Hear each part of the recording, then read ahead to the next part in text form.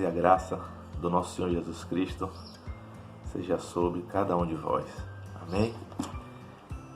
Irmãos, estamos aqui novamente para ministrar algo de Deus, da parte de Deus para os irmãos.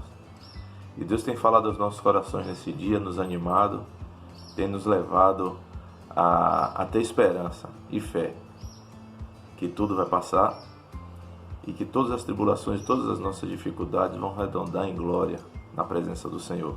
Continue firme, forte e vamos ouvir a palavra de Deus.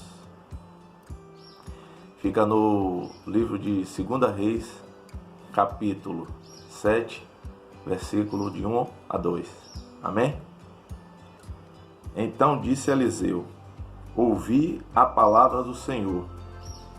Assim diz o Senhor: amanhã, quase a este tempo, uma medida de farinha haverá por um ciclo, e 2 medidas de cevada por um ciclo de prata,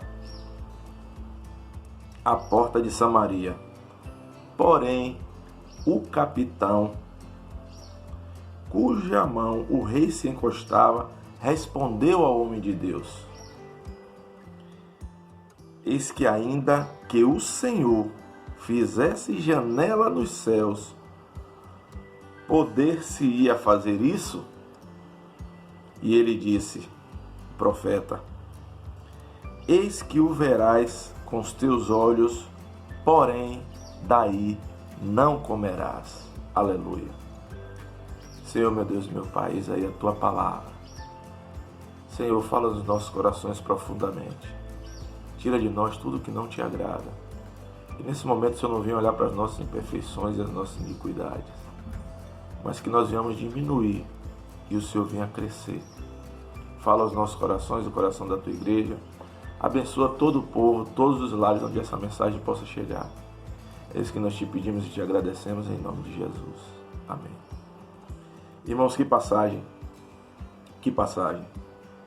Na verdade, estava na presença de Eliseu, o rei, que foi buscar uma solução. E ao lado dele se encontrava o capitão da guarda. E quando Eliseu profetiza uma bênção, profetiza a salvação, a vitória do Senhor na vida do povo de Israel, o capitão faz algo que nem eu, nem você, nem jamais nenhum homem pode colocar em xeque ou em dúvida o poder de Deus. A incredulidade daquele capitão foi a ruína, a sua ruína. A incredulidade que aquele homem teve diante das palavras do profeta foi a causa dele não poder compartilhar a bênção. A incredulidade que ele teve de algo que seria feito, que ele achava que humanamente seria impossível. E ele não estava errado. Humanamente seria impossível. Israel passava por uma dificuldade muito grande. Israel estava com uma fome muito grande. E ele não acreditaria que haveria abundância de alimentos, abundância de mantimentos diante daquela situação. A primeira coisa que ele deveria fazer, se ele não acreditasse, era ficar calado em oração, esperando a promessa de Deus se cumprir.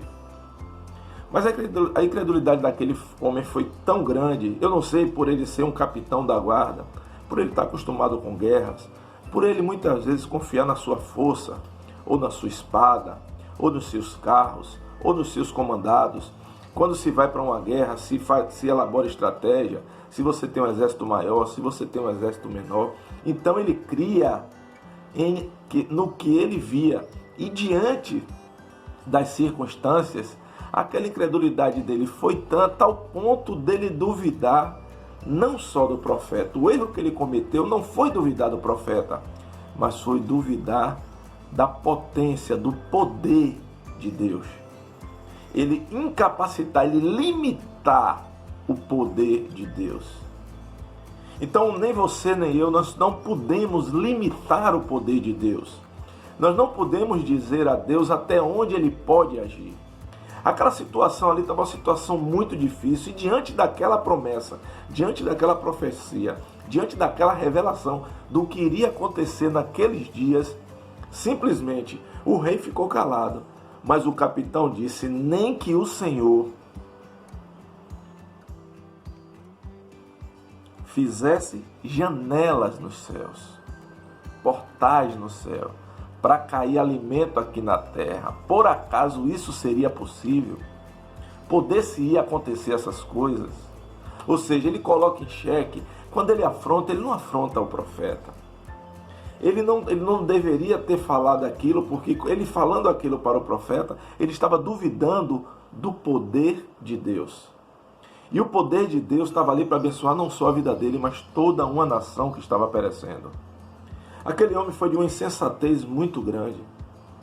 Ele não sei porque ele estava acompanhado do seu rei, e ele declara aquilo. E o profeta disse a ele: tu verás, mas não comerás.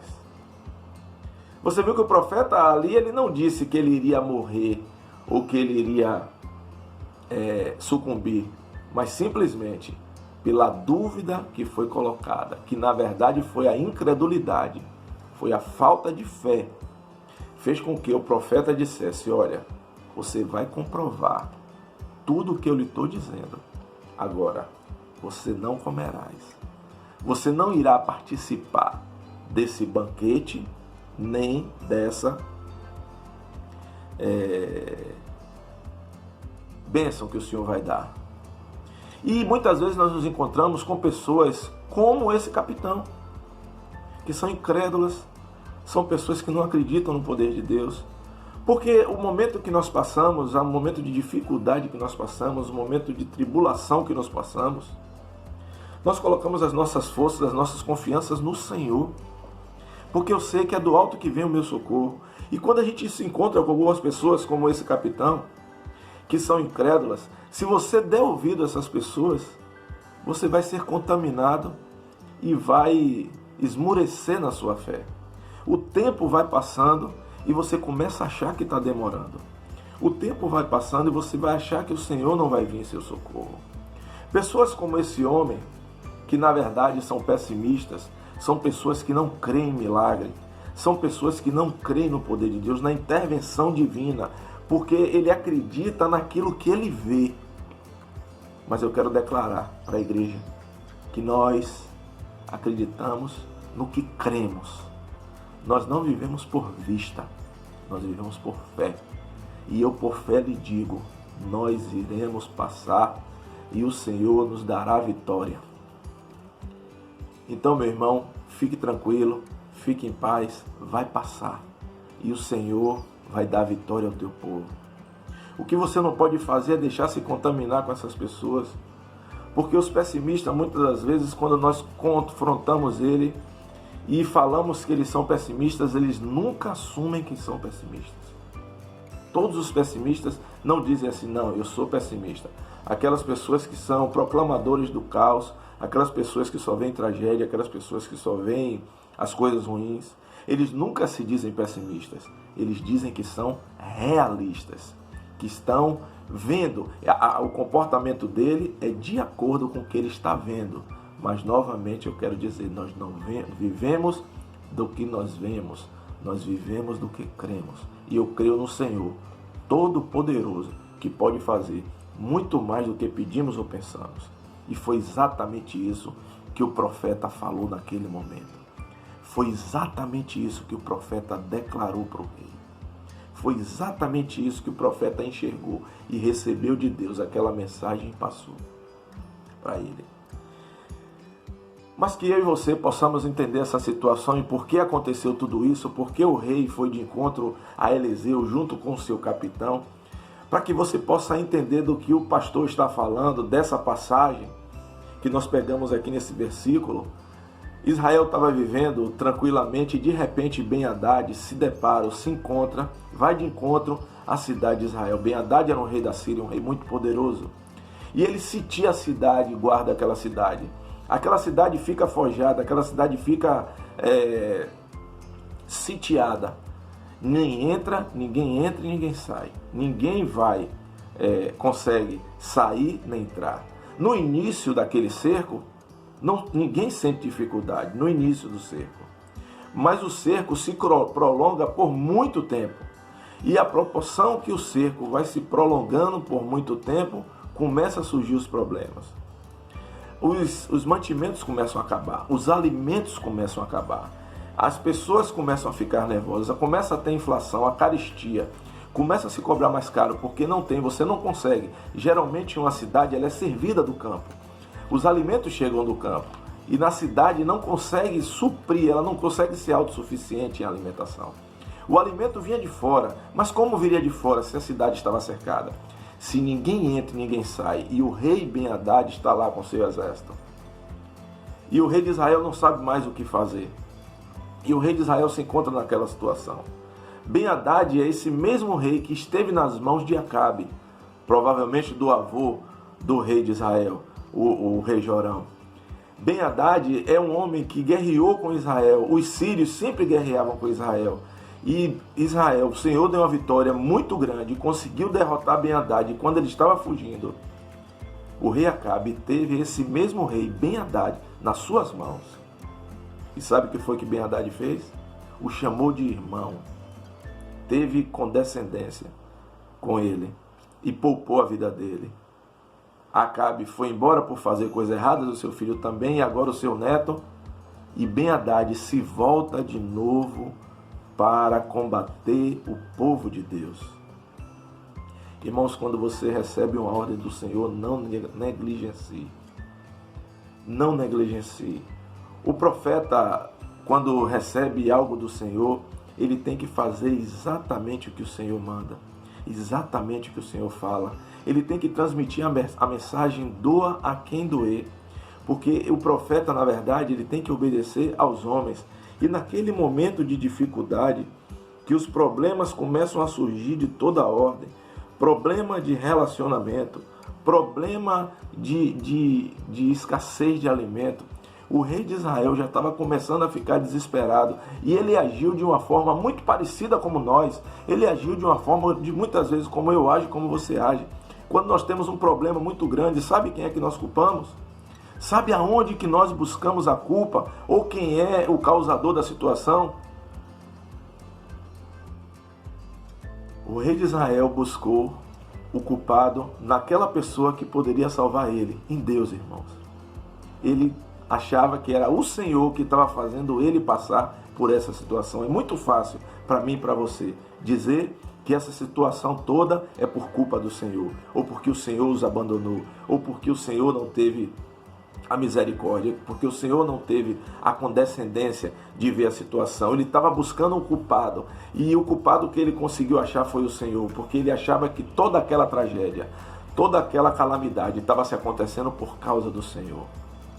E o representante do Senhor aqui na terra, quem era naquele momento? Eliseu. Então Eliseu passou a ser o principal inimigo do rei de Israel. E ele vai buscar Eliseu a todo custo. E ele vai buscar um culpado e vai de encontro a Eliseu. E o rei manda mensageiros para procurar Eliseu e consegue achar Eliseu. E Eliseu, o Senhor já tinha revelado a ele, dizendo a ele que o rei assim o iria procurar e que estava mandando o matar. E o rei procura a todo encontro, a todo jeito, e consegue encontrar Eliseu. E é nesse momento que ele vai procurar Eliseu que ele se depara e fala com essas palavras do capítulo 7 de 1 Reis. Quando ele se encontra, quando ele se depara com Eliseu e procura uma solução. Na verdade, ele vai com a intenção de querer matar Eliseu, mas no fundo, ele estava querendo ouvir uma palavra do Senhor. Ele estava querendo ouvir um livramento do Senhor. O rei não estava desesperado à toa. No momento da vida que estava o cerco muito formado, ele foi fazer revista às suas muralhas. E para mim aquilo ali foi o ápice da degradação, o ápice da tragédia, quando o rei encontra duas mulheres brigando. E o rei pergunta, e uma delas o chama e pede a ele para o socorrer. E ele pergunta do que seria, do que se tratava. E ela diz: Senhor, nos ajuda, me ajuda, porque combinamos eu com essa mulher de comermos o meu filho primeiro e no outro dia comeríamos o dela. Cozinhamos o meu filho e agora ela escondeu o filho dela. O rei, quando ouviu aquilo, ele ficou muito chateado, muito indignado, rasgou as suas vestes e percebeu que estava no fundo do poço. Por isso que ele tinha que procurar um culpado. Por isso que, ao invés de ele procurar a solução, ao invés dele buscar a solução, ele estava querendo buscar culpado. Irmãos, não procure culpado, busque a solução. Não procure quem foi que causou a tragédia. Não procure quem é o culpado, quem é o causador, mas busque, procure aquele que pode lhe salvar, aquele que pode resolver o seu problema, aquele que vai intervir de forma sobrenatural. É nessa situação que eu trago vocês agora, para que o rei e o capitão se encontrem com Eliseu. E a situação era de muito desespero, e o capitão viu toda essa situação. E quando o rei se encontra com Eliseu e Eliseu diz essas palavras, bastava o capitão ficar de boca fechada e dizer o amém. Amém, meus irmãos. Amém, profeta. E mesmo que ele ficasse incrédulo, mas era na incredulidade que Deus ia fazer ele crer, ia levantar a fé dele. Mas ele verbalizou, ele profetizou. E ele abriu a sua boca. E ainda esse abrir de boca podia contaminar várias pessoas que estavam do lado, quando ele disse: se o Senhor, nem que o Senhor abrisse as janelas dos céus. Ele não poderia estar falando isso para o profeta, porque ao profeta ele poderia até ofender, mas ele limitou o poder de Deus. Ele limitou até onde vai o poder de Deus. E a partir do momento que eu e você limitamos o poder de Deus, deixamos de acreditar, deixamos de ter fé naquilo que nós cremos, não naquilo que nós vemos, aí é que o Senhor vai mostrar que Ele é Deus. Deus começou a trabalhar a partir daquele momento, porque quando o profeta declarou a vitória do povo de Israel, dizendo que amanhã haveria uma abundância de víveres, abundância de mantimentos, a situação era tão difícil que estava se comercializando cabeças de jumento e canecas de estrume de pomba por preços elevadíssimos, por vários valores de prata, ciclos de prata, 80 ciclos de prata, 70 ciclos de prata.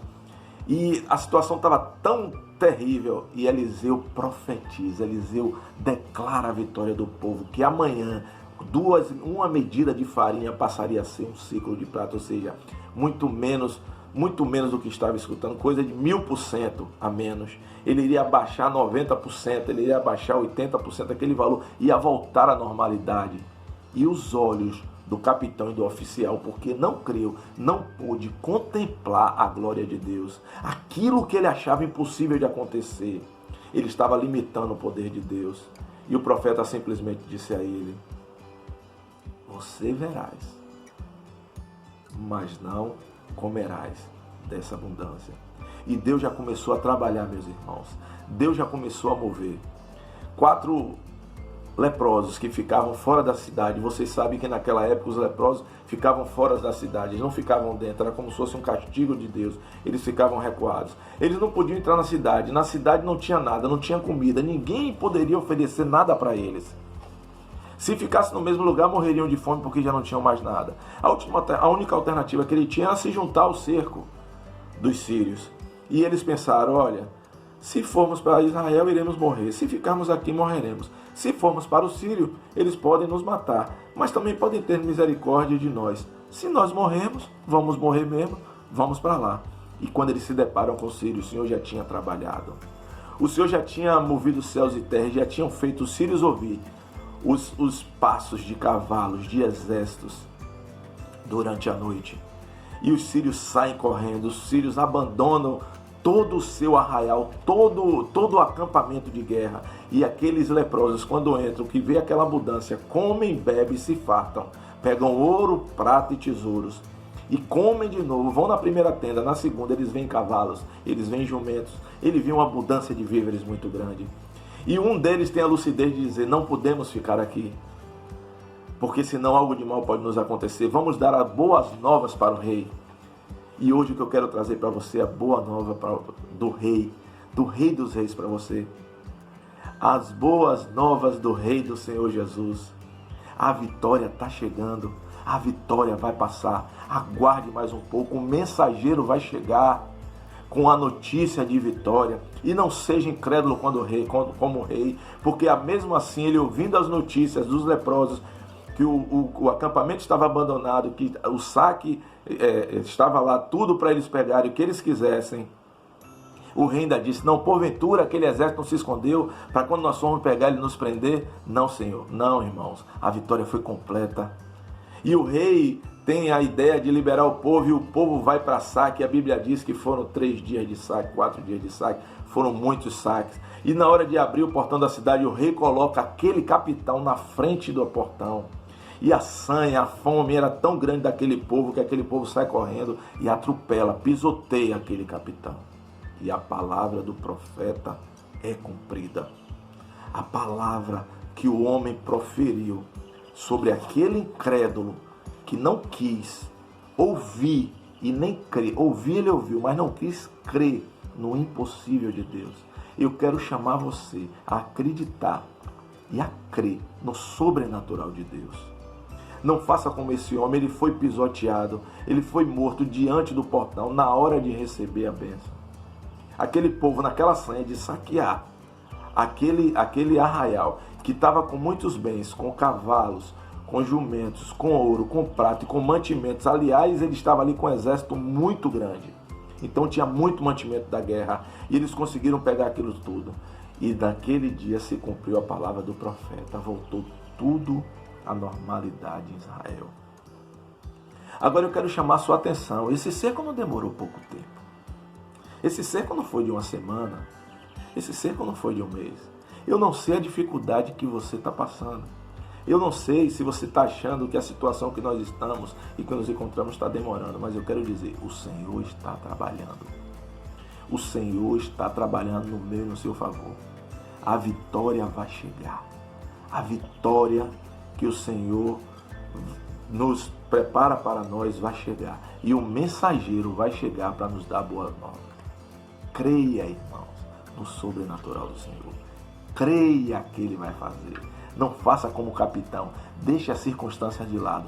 Por mais que a situação seja impossível, por mais que a situação lhe pareça algo improvável, porque aquele homem ousou abrir a sua boca para dizer que nem que o Senhor abrisse janela nos céus, aquela palavra do profeta se cumpriria. Mas eu estou aqui para proclamar as bênçãos do Senhor. O Senhor vai abrir janela nos céus para abençoar o seu povo. Creia tão somente, não duvide, seja incrédulo, e que a vitória está chegando. Amém? Que nós possamos continuar firme e forte, com fé no Senhor, que Ele vai nos dar a vitória. Que o Senhor possa nos abençoar, que essa palavra venha acalmar os nossos corações, que venha a ser como um bálsamo de Gileade nos nossos corações, que essa palavra venha colocar no meu e no seu coração a paz que excede todo entendimento, mas nunca perca a certeza da vitória. Você é mais que vencedor. Amém? E graças a Deus.